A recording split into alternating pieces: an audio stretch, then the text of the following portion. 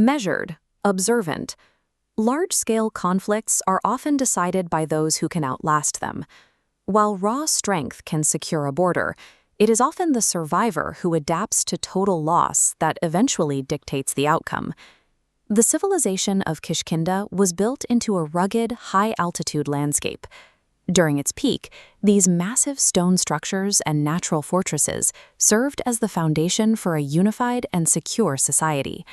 King Vali maintained this stability through absolute physical dominance. He was regarded as nearly unbeatable in single combat, a reputation that kept both internal dissent and external threats at bay through a policy of pure strength.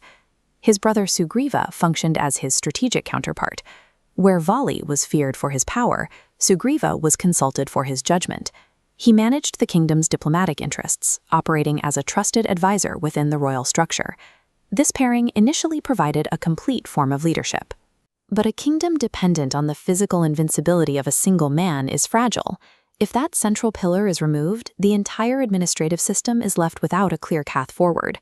The breakdown began when a challenger drew Vali away from the capital and into a deep, isolated cave system. Vali ordered Sugriva to remain at the entrance. He waited for days in silence, watching the cave mouth for any sign of his brother's return. When blood finally flowed from the cave, Sugriva concluded that Vali had been killed. To protect Kishkindha from whatever had defeated his brother, he sealed the tomb with heavy stones and returned to lead a kingdom in mourning. But Vali emerged alive. He viewed the sealed entrance not as a defensive measure, but as a calculated attempt to seize the throne. He interpreted his brother's caution as a betrayal of their bond. In a single day, Sugriva's status was erased. The prince was branded a traitor and forced to flee the kingdom, showing how quickly a position of high authority can vanish when trust is replaced by anger. Exile is a physical and psychological trial. As Sugriva fled the capital, the vast majority of his supporters abandoned him to avoid Vali's retaliation. He sought safety on Rishyamukha mountain. The site was a natural fortress of impenetrable rock, protected by an ancient curse that prevented Vali from entering the region. It was the only place Sugriva could exist without the immediate threat of execution. From these heights, Sugriva could see the kingdom he once helped govern. He lived in a state of constant surveillance, watching his former home from a distance, trapped in total political uncertainty. Hanuman was one of the few who remained loyal. He provided Sugriva with a stable source of counsel, focusing on long-term strategy rather than the immediate impulse to despair. Maintaining a circle of wise advisors during a period of total loss is often what allows a leader to eventually return to power. Without Hanuman's guidance, Sugriva's exile might have ended in obscurity. The situation shifted when two armed warriors, Rama and Lakshmana, entered the forests near the base of the mountain. Sugriva did not react with immediate force. Instead, he utilized intelligence gathering, sending Hanuman to verify the strangers' identities and determine if they were allies. The meeting revealed a rare alignment of interests. Rama was searching for his kidnapped wife, and Sugriva was seeking to reclaim a stolen throne. Each possessed the specific skills and resources the other lacked. They formed an alliance based on mutual necessity.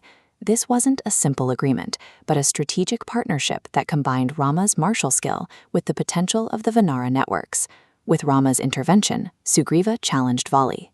The conflict resulted in Vali's death, ending the Simul divide and placing Sugriva back on the throne.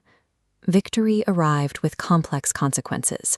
Sugriva regained his kingdom, but the cost was the permanent loss of his brother and the heavy responsibility of fulfilling his side of the bargain.